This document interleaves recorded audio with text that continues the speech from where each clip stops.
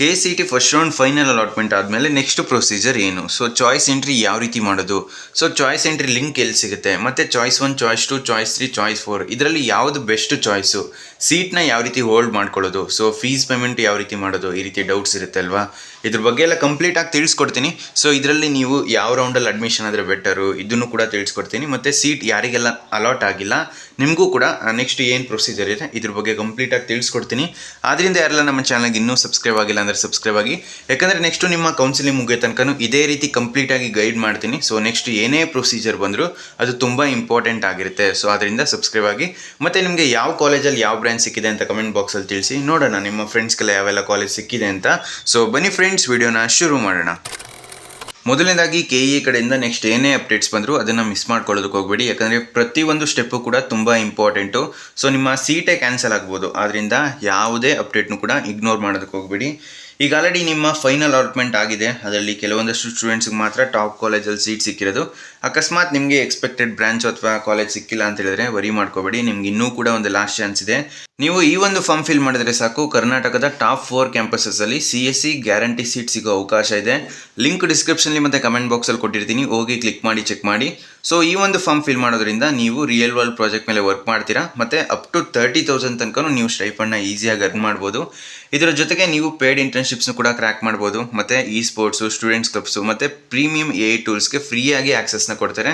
ಇನ್ನೂ ಹಲವಾರು ಆಪರ್ಚುನಿಟೀಸ್ಗಳಿದೆ. ಸೊ ಇದು ಫೈನಲ್ ಅಲಾಟ್ಮೆಂಟ್ ಆದಮೇಲೆ ನಿಮಗೆ ಲಾಸ್ಟ್ ಚಾನ್ಸು. ಅದರಿಂದ ಬರೀ ಒಂದೇ ಒಂದು ರಿಸಲ್ಟ್ ಮೇಲೆ ಡಿಪೆಂಡ್ ಆಗೋದಕ್ಕೆ ಹೋಗ್ಬಿಡಿ, ಎಕ್ಸ್ಟ್ರಾ ಆಪ್ಷನ್ಸ್ನು ಕೂಡ ನೀವು ಇಟ್ಕೊಳ್ಬೇಕು. ಲಿಂಕ್ ಡಿಸ್ಕ್ರಿಪ್ಷನ್ ಮತ್ತು ಕಮೆಂಟ್ ಬಾಕ್ಸಲ್ಲಿ ಕೊಟ್ಟಿರ್ತೀನಿ, ಹೋಗಿ ಕ್ಲಿಕ್ ಮಾಡಿ ಚೆಕ್ ಮಾಡಿ. ಈಗ ವಿಡಿಯೋನ ಕಂಟಿನ್ಯೂ ಮಾಡೋಣ. ಸೊ ನೆಕ್ಸ್ಟು ನಿಮ್ಮ ಚಾಯ್ಸ್ ಎಂಟ್ರಿ ಬರುತ್ತಲ್ವಾ, ಸೊ ಇದು ತುಂಬ ಇಂಪಾರ್ಟೆಂಟು. ಈಗ ಗಮನ ಇಟ್ಟು ಕೇಳಿಸ್ಕೊಳ್ಳಿ. ಸೊ ಚಾಯ್ಸ್ 1 ಅಂದರೆ ಏನು, ಚಾಯ್ಸ್ 2 ಅಂದರೆ ಏನು, ಚಾಯ್ಸ್ 3 ಅಂದರೆ ಏನು, ಮತ್ತು ಚಾಯ್ಸ್ 4 ಅಂದರೆ ಏನು? ಸೊ ಇದನ್ನು ಡೀಟೇಲಾಗಿ ಎಕ್ಸ್ಪ್ಲೇನ್ ಮಾಡ್ತೀನಿ. ನೆಕ್ಸ್ಟು ಪ್ರತಿಯೊಂದು ಚಾಯ್ಸ್ಗೂ ಡೆಡಿಕೇಟೆಡ್ ವಿಡಿಯೋ ಮಾಡಿ ತಿಳಿಸ್ಕೊಡ್ತೀನಿ, ಯಾಕಂದರೆ ಇಲ್ಲಿ ನಿಮಗೆ ಬ್ರೀಫಾಗಿ ಎಕ್ಸ್ಪ್ಲೇನ್ ಮಾಡಿರ್ತೀನಿ ಅಷ್ಟೇ. ಓಕೆನಾ? ಈಗ ನೀವು ಚಾಯ್ಸ್ 1, ಚಾಯ್ಸ್ 2, ಚಾಯ್ಸ್ 3, ಚಾಯ್ಸ್ 4 ಇದರಲ್ಲಿ ಬೆಸ್ಟ್ ಚಾಯ್ಸ್ ಯಾವುದು ಅಂತ ನನ್ನ ಕೇಳಿದ್ರೆ, ನನ್ನ ಪ್ರಕಾರ choice 2 is a best option. So ಯಾಕೆ ಅಂತ ನೆಕ್ಸ್ಟ್ ನಿಮಗೆ ಎಕ್ಸ್ಪ್ಲೇನ್ ಮಾಡ್ತೀನಿ. ಈಗ ಫಸ್ಟು, ಈಗ ನಿಮಗೆ ಯಾವುದೋ ಒಂದು ಕಾಲೇಜ್ ಸಿಕ್ಕಿದೆ, ಆ ಒಂದು ಕಾಲೇಜ್ ನಿಮಗೆ ಬೇಕಾಗಿತ್ತು. ಸೊ ಅದೇ ನಿಮ್ಮ ಡ್ರೀಮ್ ಕಾಲೇಜು, ನೀವು ಅದನ್ನೇ ಕೂಡ ಎಕ್ಸ್ಪೆಕ್ಟ್ ಮಾಡ್ತಾಯಿದ್ರಿ, ಆ ಕಾಲೇಜ್ ಸಿಕ್ಕಿದೆ. ಈಗ ನೀವೇನು ಮಾಡ್ಬೋದು ಅಂತ ಹೇಳಿದ್ರೆ, ನೀವು ಚಾಯ್ಸ್ 1ನ ಚೂಸ್ ಮಾಡ್ಕೋಬೋದು. ಸೊ ಚಾಯ್ಸ್ 1 ಚೂಸ್ ಮಾಡಿದ್ರೇನು, ನೀವು ಆ ಒಂದು ಕಾಲೇಜ್ಗೆ ಹೋಗಿ ಅಡ್ಮಿಷನ್ ಆಗಬೇಕು. ಸೊ ಫಸ್ಟು ನಿಮಗೆ ಆ ಒಂದು ಕಾಲೇಜು ಇಷ್ಟ ಇದೆಯಾ ಇಲ್ವಾ ಅದನ್ನೆಲ್ಲ ನಿಮ್ಮ ಪೇರೆಂಟ್ಸ್ ಜೊತೆ ಡಿಸ್ಕಸ್ ಮಾಡಿ. ಓಕೆ ಆಯಿತು ಅಂದರೆ ಮಾತ್ರ ಈ ರೀತಿ ಚಾಯ್ಸ್ 1ನ ಚೂಸ್ ಮಾಡ್ಕೊಳ್ಳಿ. ನೆಕ್ಸ್ಟು ನೀವು ಫೀಸ್ ಪೇಮೆಂಟ್ ಮಾಡಬೇಕಾಗತ್ತೆ. ಸೊ ಫೀಸ್ ಪೇಮೆಂಟ್ ಮಾಡೋದಕ್ಕೆ ಲೈವ್ ಡೆಮೋ ಎಲ್ಲ ಆಲ್ರೆಡಿ ನಮ್ಮ ಚಾನಲ್ ಲಾಸ್ಟ್ ಇಯರ್ ವೀಡಿಯೋಸ್ ನೋಡ್ಬೋದು ನೀವು, ಅಥವಾ ಈ ವರ್ಷನೂ ಕೂಡ ಲೈವ್ ಡೆಮೋ ಮಾಡಿ ತಿಳಿಸ್ಕೊಡ್ತೀನಿ. ಓಕೆನಾ? So fees payment confirmation slip ಬರುತ್ತೆ. ಅದಾದಮೇಲೆ ನೀವು ಕಾಲೇಜ್ಗೆ ಹೋಗ್ತೀರಾ, ಅಲ್ಲಿ ಸ್ಟೂಡೆಂಟೇ ಇರಬೇಕು. ಸೊ ಸ್ಟೂಡೆಂಟ್ ಇರಬೇಕು, ಮತ್ತು ಒರಿಜಿನಲ್ ಡಾಕ್ಯುಮೆಂಟ್ಸ್ನ ತೊಗೊಂಡು ಹೋಗ್ತೀರಾ, ಮತ್ತು ನಿಮಗೆ ಫೇಸ್ ವೆರಿಫಿಕೇಷನ್ ಮಾಡ್ತಾರೆ ಅಲ್ಲಿ. ಸೊ ಅದಾದಮೇಲೆ ನಿಮಗೆ ಅಲ್ಲಿ ನಿಮ್ಮ ಅಡ್ಮಿಷನ್ ಪ್ರೊಸೆಸ್ನ ಕಂಟಿನ್ಯೂ ಮಾಡಿ ನೆಕ್ಸ್ಟು ನೀವು KA ಕೌನ್ಸಿಲಿಂಗಿಂದ ಎಕ್ಸಿಟ್ ಆಗ್ತೀರಾ. ಸೊ ಅಡ್ಮಿಷನ್ ಕಂಪ್ಲೀಟ್ ಆದಮೇಲೆ. ಓಕೆನಾ? So next choice 2. So choice 2 ಅಂದರೆ ಏನು ಅಂತ ಹೇಳಿದ್ರೆ, ಈಗ ಪ್ರತಿಯೊಬ್ಬರಿಗೂ ಈಗ ಕೇಳಿರ್ತೀರ ಈ ವರ್ಡ್ ಏನು ಅಂತ ಹೇಳಿದ್ರೆ, ಸೀಟ್ನ ಹೋಲ್ಡ್ ಮಾಡ್ಕೊತೀನಿ. ಸೊ ಈ ರೀತಿ ಹೇಳ್ತಾ ಇರ್ತಾರಲ್ವಾ. ಸೊ ಸೀಟ್ನ ಹೋಲ್ಡ್ ಮಾಡೋದಕ್ಕೆ ನಿಮಗೆ ಯಾವುದಾದ್ರೂ ಸೀಟ್ ಅಲಾಟ್ ಆಗಿರಬೇಕು.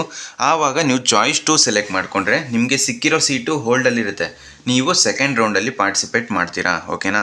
ಸೊ ನಿಮಗೆ ಸಿಕ್ಕಿರೋ ಸೀಟ್ ಹೋಲ್ಡಲ್ಲಿರುತ್ತೆ. ಅಕಸ್ಮಾತ್ ನೆಕ್ಸ್ಟ್ ರೌಂಡಲ್ಲಿ ನಿಮಗೆ ಯಾವ ಕಾಲೇಜು ಸಿಗಲಿಲ್ಲ ಅಂದರೆ, ಈಗ ಫಸ್ಟ್ ರೌಂಡಲ್ಲಿ ಏನು ಬ್ಯಾಕಪ್ ಆಗಿ ಸೀಟ್ ಹೋಲ್ಡಲ್ಲಿ ಆಗಿರುತ್ತಲ್ವಾ, ಸೊ ಆ ಒಂದು ಸೀಟು ನಿಮ್ಮ ಸೆಕೆಂಡ್ ರೌಂಡಲ್ಲೇ ಅಲಾಟ್ ಆಗುತ್ತೆ. ಓಕೆನಾ?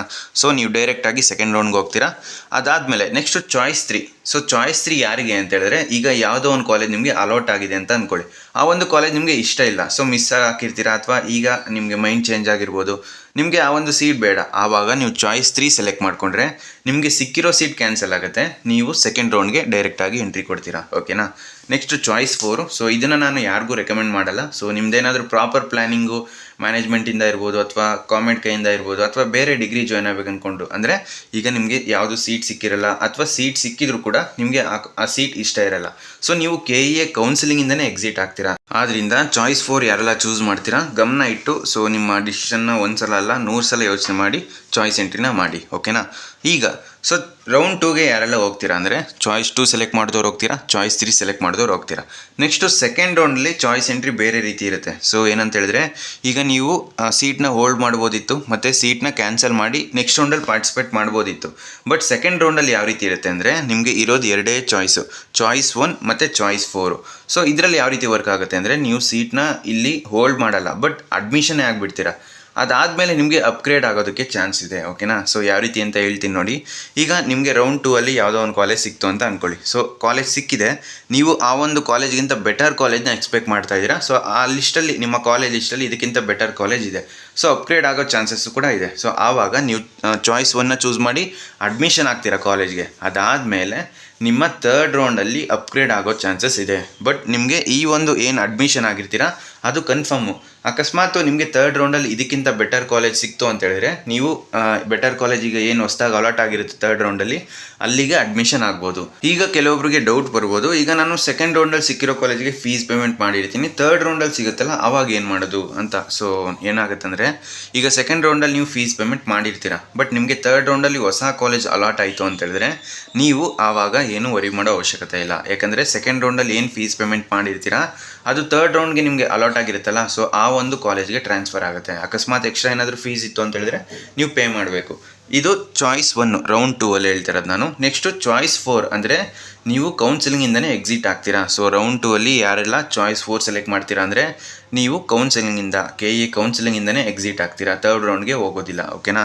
ಸೊ ಚಾಯ್ಸ್ 2 ಯಾರೆಲ್ಲ ಈಗ ಸೆಲೆಕ್ಟ್ ಮಾಡ್ಕೊತೀರಾ, ನೀವು ಡೈರೆಕ್ಟಾಗಿ ಸೆಕೆಂಡ್ ರೌಂಡ್ಗೆ ಹೋಗ್ತೀರಾ. ಚಾಯ್ಸ್ 3 ಸೆಲೆಕ್ಟ್ ಮಾಡಿದ್ರು ಸೆಕೆಂಡ್ ರೌಂಡ್ಗೆ ಹೋಗ್ತೀರಾ. ಬಟ್ ಚಾಯ್ಸ್ 2 ಸೆಲೆಕ್ಟ್ ಮಾಡ್ಕೊಂಡವರು ನೀವು ಒಂದು ಬ್ಯಾಕಪ್ ಜೊತೆ ಹೋಗ್ತೀರಾ. ಬಟ್ ಚಾಯ್ಸ್ 3 ಸೆಲೆಕ್ಟ್ ಮಾಡ್ಕೊಂಡವ್ರು ನಿಮ್ಮ ಸೀಟ್ನ ಕ್ಯಾನ್ಸಲ್ ಮಾಡ್ಕೊಂಡು ಹೋಗ್ತೀರಾ. ನೆಕ್ಸ್ಟು ರೌಂಡ್ 2 ಅಲ್ಲಿ ಚಾಯ್ಸ್ 1ನ ಸೆಲೆಕ್ಟ್ ಮಾಡ್ಕೊಂಡವ್ರಿಗೆ ಈಗ ಯಾವ ಕಾಲೇಜು ನೆಕ್ಸ್ಟು ಸಿಕ್ಕಿರುತ್ತೆ ಅದಕ್ಕೆ ಅಡ್ಮಿಷನ್ ಆಗಬೇಕು ಫೀಸ್ ಪೇಮೆಂಟ್ ಮಾಡಿ, ಅಥವಾ ಚಾಯ್ಸ್ 4 ಸೆಲೆಕ್ಟ್ ಮಾಡಿದ್ರೆ ನೀವು ಕೌನ್ಸಿಲಿಂಗಿಂದ ಎಕ್ಸಿಟ್ ಆಗಬೇಕು. ಸೊ ಈ ರೀತಿ ಇರುತ್ತೆ ಚಾಯ್ಸ್ ಎಂಟ್ರಿ. ಇದ್ರ ಬಗ್ಗೆ ನೆಕ್ಸ್ಟು ನಿಮಗೆ ಒಂದು ಡೀಟೈಲ್ಡ್ ವಿಡಿಯೋ, ಪ್ರತಿಯೊಂದು ಚಾಯ್ಸ್ 1, ಚಾಯ್ಸ್ 2, ಚಾಯ್ಸ್ 3, ಚಾಯ್ಸ್ 4 4ರ ಬಗ್ಗೆನೂ ಡೆಡಿಕೇಟೆಡ್ ವಿಡಿಯೋ ಬರುತ್ತೆ. ನೆಕ್ಸ್ಟು ಇದಾದಮೇಲೆ ರೌಂಡ್ 1, ರೌಂಡ್ 2 ಇದರಲ್ಲಿ ಯಾವುದು ಬೆಸ್ಟು ಅಂತ ಕೇಳ್ತಾ ಇದ್ದೀರಾ ಅಲ್ವಾ? ನನ್ನ ಒಂದು ಸಜೆಷನ್ನು ರೌಂಡ್ 2. ಸೊ ನೀವು ಆದಷ್ಟು ರೌಂಡ್ 2 ಅಲ್ಲಿ ಅಡ್ಮಿಷನ್ ತೊಗೊಳ್ಳೋದಕ್ಕೆ ಟ್ರೈ ಮಾಡಿ. ಯಾಕಂದರೆ ಈಗ ಆಲ್ರೆಡಿ ನಿಮಗೆ ಗೊತ್ತು, ಸೊ ಮೆಡಿಕಲ್ ಆಪ್ಷನ್ ಎಂಟ್ರಿ ಕೂಡ ಇನ್ನೂ ಸ್ಟಾರ್ಟ್ ಮಾಡಿಲ್ಲ. ಮತ್ತು ಕೆಲವೊಂದು ಕೋರ್ಸಸ್ಗೆ ಲೇಟಾಗಿ ಆಪ್ಷನ್ ಎಂಟ್ರಿ ಸ್ಟಾರ್ಟ್ ಆಯ್ತಲ್ವಾ? ಸೊ ಕೆಲವೊಂದು ಸ್ಟೂಡೆಂಟ್ಸ್ ಏನು ಮಾಡಿರ್ತಾರೆ, ಈಗ ಮೆಡಿಕಲ್ ಸೀಟ್ ಅಂತೂ ಇಲ್ಲ, ಸೊ ಅಟ್ಲೀಸ್ಟ್ ಇಂಜಿನಿಯರಿಂಗ್ ಸೀಟ್ನಾರು ಬ್ಯಾಕಪ್ ಆಗಿ ಇಟ್ಕೊಳ್ಳೋಣ ಅಂತ ಸೊ ಇಂಜಿನಿಯರಿಂಗ್ಗೆ ಆಪ್ಷನ್ ಎಂಟ್ರಿ ಮಾಡಿರ್ತಾರೆ.